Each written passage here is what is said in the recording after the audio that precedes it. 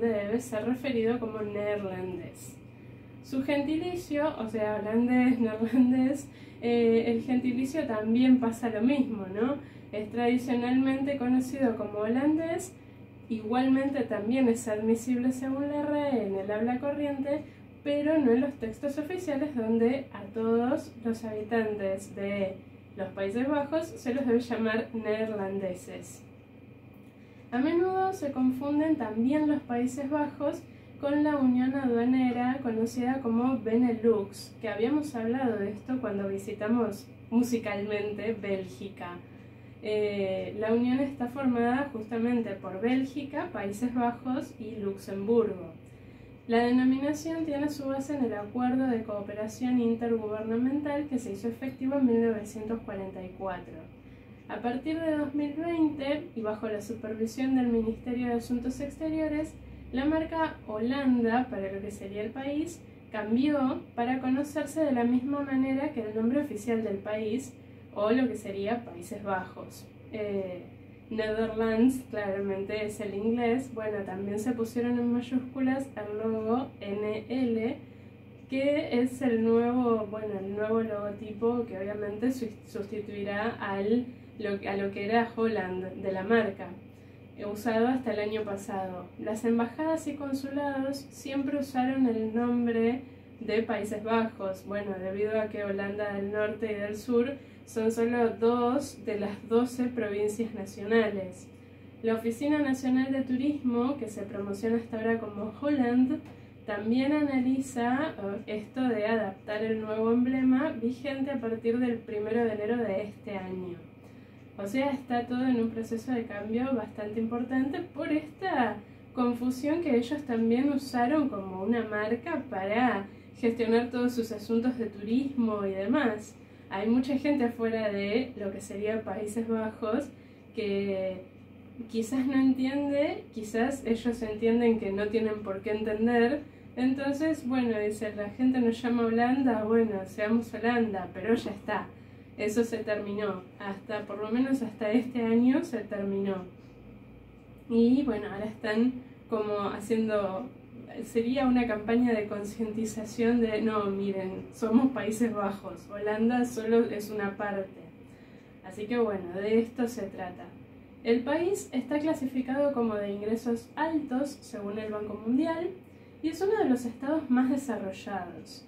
En 2018 estuvo situado en el 10º lugar en cuanto al índice de desarrollo humano, esto publicado por Naciones Unidas, y además es uno de los países con mayor libertad económica, cuenta con niveles muy bajos de percepción de la corrupción y es una de las democracias más consolidadas del mundo. Esto para hablar un poco de lo que es a nivel geográfico, social, a nivel de dimensiones de cómo está ubicado en el mapa, de cómo está ubicado dentro de Europa y demás, ¿no? Bueno, un pequeño pantallazo sobre lo que es Países Bajos es lo que acabamos de ver. Y ahora vamos a empezar a ver un poco esta historia que es tan rica y tan linda de ver. Bueno, como muchos de los países de Europa, y bueno, hablábamos también de Reino Unido, de la isla de Irlanda, de Islandia y de tantos lugares que han pasado la época de la glaciación, bueno, Países Bajos no fue la excepción.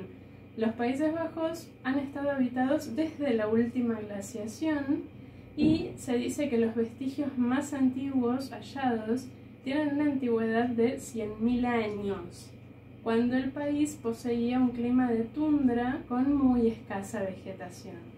Sus primeros pobladores fueron cazadores-recolectores.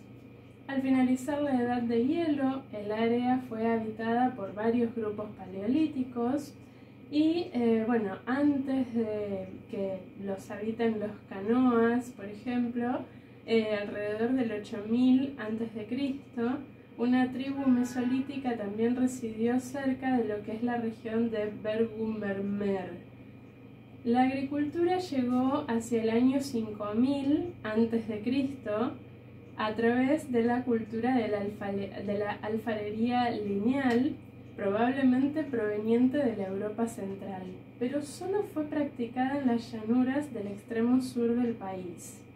Los recolectores cazadores de la cultura Swifterband están atestiguados a partir del año 5600 a.C., y estos desarrollaron una sociedad agrícola hacia el 4300 o 4000 a.C., en la que se destacó la introducción de pequeñas proporciones de granos en una economía tradicional.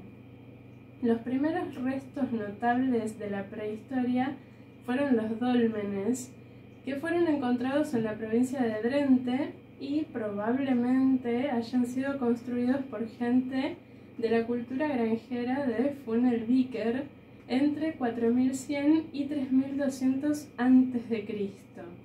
La primera evidencia del uso de ruedas está datada también en torno al año 2400 a.C.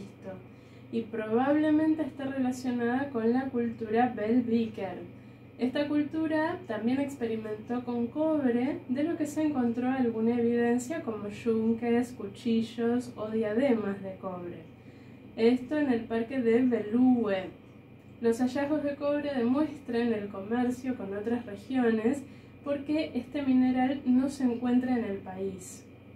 La Edad de Bronce probablemente comenzó alrededor del año 2000 a.C., como en la tumba del herrero de Wageningen. Después de este descubrimiento, más objetos de la Edad de Bronce aparecieron, como en Epe, en Drouwen y también en Drente, que, debido a la cantidad de objetos encontrados, como cuentas de estaño en un collar, nos indican que era centro de comercio de la época. La riqueza de los Países Bajos en la Edad de Hierro puede ser vista en la tumba del rey Enos. Allí, un verdadero rey fue enterrado con algunos objetos como una espada de hierro, con un grabado de oro y coral, en el mayor túmulo funerario de la Europa Occidental, que tenía 52 metros de ancho, o sea, una cosa despampanante. En la época de la llegada de los romanos, los Países Bajos se hallaban habitados por varias tribus germánicas, quienes se habían asentado allí alrededor del año 600 a.C. También había tribus celtas que se instalaron en el sur, entre ellas los eburones, menapios y telluandri. Diversos germanos se asentaron en el delta del Rin al comienzo de la ocupación romana y formaron la tribu de los bátavos. Así empezó la época romana. En el siglo I a.C., los romanos conquistaron la parte sur del país, donde crearon la provincia de Germania Inferior. Allí fueron los primeros en construir ciudades como Utrecht, Nímega o Maastricht. La parte norte, que estaba fuera del imperio y que era el lugar donde vivían los frisios, fue fuertemente influenciada por el poderoso vecino que tenía en el sur. La relación con los habitantes del país fue buena en general. Muchos bátavos sirvieron en la caballería romana. La cultura bátava fue influenciada por la romana, resultando entre otras cosas en templos como el de Elst, dedicado a los dioses locales. Sin embargo, esto no impidió la rebelión de los bátavos en el año 69 después de Cristo, acaudillados por Julio Civilis, un oficial de las tropas auxiliares. Durante la revuelta, que aprovechó la inestabilidad que se produjo en el imperio durante el año de los 4 emperadores, los bátavos consiguieron aniquilar 2 legiones romanas e infligir humillantes derrotas al ejército romano. Otros soldados romanos se sumaron también a la revuelta, que incluso dividió la parte norte del ejército romano, y en abril del año 70 después de Cristo, Vespasiano envió unas cuantas legiones para frenar también esta revuelta. Su comandante, que fue Quinto Petilio Cerial, fue derrotado por los bátavos y entabló negociaciones con Julio Civilis en algún lugar entre el Val y el Mosa, cerca de Noviomachus, o como los bátavos probablemente lo llamaban, era Batavodurum. Después de esta época romana, los recién llegados se unieron a los habitantes originales para crear 3 pueblos: los frisios a lo largo de la costa, los sajones en el este y los francos en el sur. Los francos se convirtieron al cristianismo después de que Clodoveo I lo hiciera en el año 496, y así el cristianismo fue introducido en el norte gracias a la conquista de Frisia por los francos. Los Países Bajos pertenecían al Imperio Franco de Carlomagno, cuyo núcleo se encontraba en lo que hoy es Bélgica y el norte de Francia, y que se extendía además por el resto de Francia, Alemania, el norte de Italia y otros territorios de la Europa occidental. En el año 843, con el Tratado de Verdún, el imperio quedó dividido en 3 partes, lo que era Francia Occidental, Francia Oriental y la Lotaringia. Posteriormente, este imperio central de la Lotaringia también se dividió. La mayor parte de los territorios de habla neerlandesa se integraron a Alemania y Francia intentó incorporar lo que era Flandes sin éxito. Entre los años 800 y 1000 después de Cristo, los Países Bajos padecieron los saqueos de los vikingos, cuyos ataques eran muy violentos, como la destrucción de la ciudad de Dorestad. Pero la supremacía vikinga terminó en el año 920, cuando el rey Enrique I de Alemania liberó Utrecht. Los reyes y emperadores alemanes así dominaron los Países Bajos durante los siglos X y XI. Alemania recibió la denominación de Sacro Imperio Romano Germánico, tras la coronación de Otón I el Grande como emperador. Nímega fue un lugar significativo para los emperadores germanos, varios de ellos nacieron y murieron allí. Las cruzadas fueron populares en los Países Bajos y muchos se unieron para ir a luchar a Tierra Santa. El Sacro Imperio Romano Germánico se mostró incapaz de mantener la unidad política debido a la creciente independencia de las ciudades. Los gobernantes locales transformaron sus ducados y condados en reinos privados y se sentían poco obligados a obedecer al emperador. Una gran parte de lo que actualmente son los Países Bajos estaba gobernada por el conde de la región de Holanda, el duque de Weldres, el duque de Brabante y el obispo de Utrecht. En el norte, Frisia y Groninga mantuvieron su independencia y eran gobernadas por una pequeña nobleza. Weldres y la región de Holanda, que todavía estaba conformándose, luchaban por el control de Utrecht. Por su parte, esta región se vio marginada a causa de las continuas dificultades que experimentaba para elegir nuevos obispos, mientras que las dinastías de los estados vecinos eran más estables.